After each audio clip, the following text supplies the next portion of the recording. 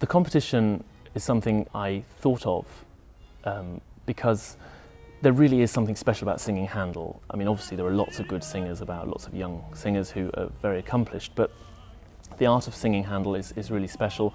You need to be able to adapt your voice for the texture. You may have to project over a whole orchestra, or you may just be a solo aria with a solo flute player. You have to be very flexible. You have to know about Baroque performance practice, how to trill, how to sustain a line, how to ornament the da capo aria, which of course was what the 18th century singers were so famous for. They came over from Italy with all these tricks up their sleeves and wowed the London audience.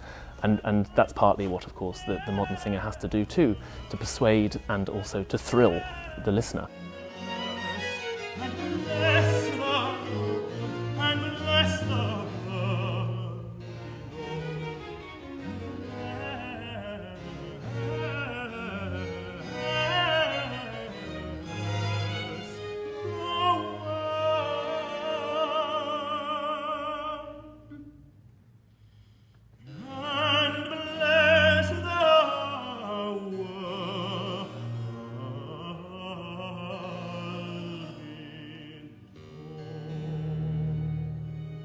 It requires everything but a big wobbly voice, and I think that that younger singers can approach singing some of the melodies that Handel wrote that are quite simple but effective and beautiful, and they can approach those without having years and years and years of experience.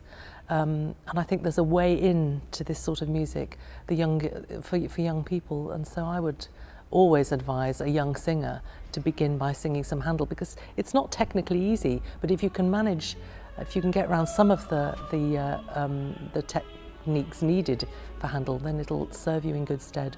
Again, a wonderful thing about Handel is that there's something in Handel to suit just about any voice. Whether you're light or heavy, high or low, there will be characters for you somewhere.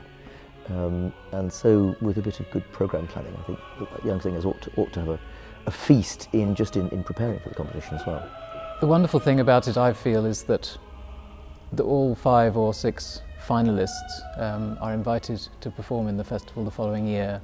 It means that the performance itself is not the be-all and end-all in the competition, that it gives opportunities to several people, and we see them come back year after year and hear them develop further. We've been very fortunate in the competition to have a great number of very good singers apply, and it's always an exciting moment, not always the audience agreeing with the jury, but that's the great stuff of competitions, and we're very fortunate that for Theodora, Erika Alof, who won last year's competition, is going to take the eponymous role.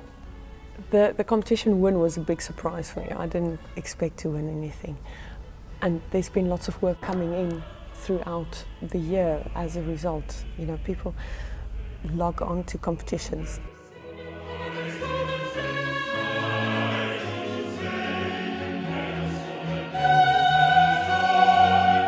And apparently Theodora was one of his favourite oratorios, because he liked the choruses in Theodora the most, compared to Messiah.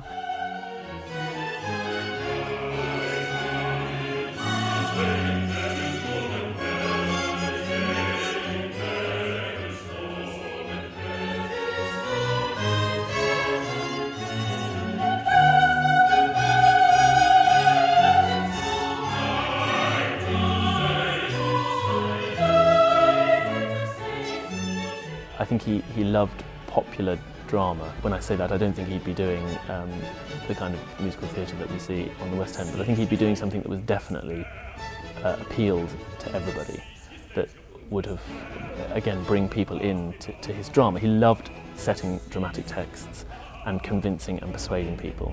So he'd be finding his medium for doing that, I'm sure.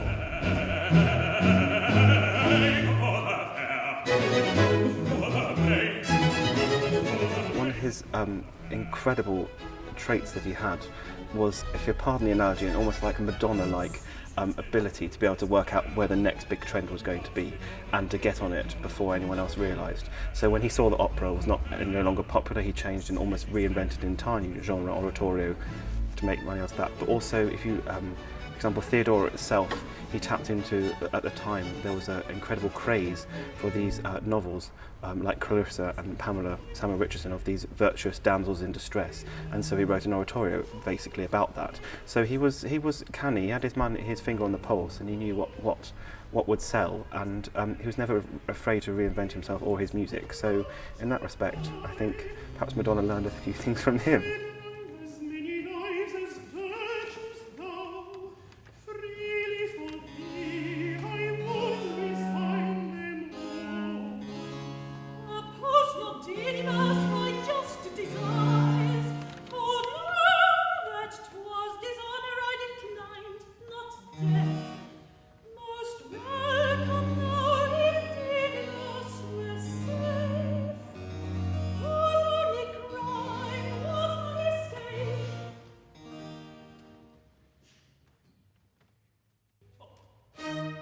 I think we're absolutely poised to become a really important international music festival.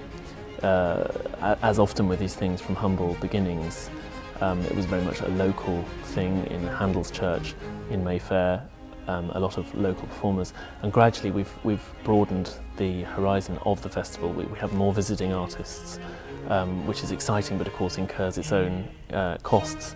And I'd love to see some more visiting groups. I'd love to see even greater variety in the programme, and also be able to sort of research new programmes and find there are more sort of fragments in libraries that need sewing together. There are exciting projects that can be put on, more stagings of the operas to make them even more accessible to young people and audiences generally. And the great thing about being able to put these works on, as I've said, is really that the relationship between the audience and the performers is so close. The audience feels sucked in to the performances. It's not like a sort of distant concert hall. You know, in this church where we perform the oratorios, they're on top of us and we're on top of them, and that's just how it should be.